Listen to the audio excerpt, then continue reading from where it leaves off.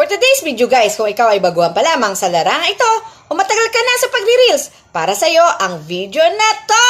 O ayan guys, pag-usapan naman natin ang aking earnings sa in-stream ads. Yes guys, almost 1 month na akong nag-earn sa in-stream ads. Na-monetize ako ay June 7.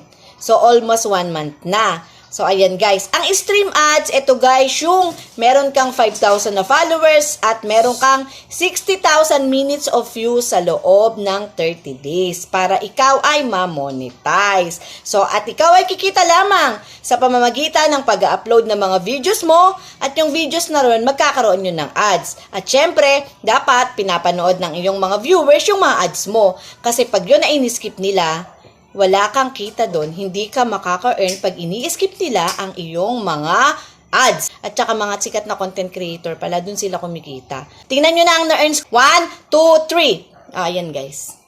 O, diba? Laki. Almost 1 month na. Magto 2 months na guys yan. So, diba? O, anong masasabi nyo? Yan ang earns ko sa loob ng 1 month na mahigit na aking pag-ads on Reels. Okay? So, that's all guys. Kung nagustuhan mo ang video na to at di ka pa nakapollow sa akin, just click the follow below. At kung ikaw ay nakapollow naman na, just keep on sharing my videos. That's all guys. Thank you.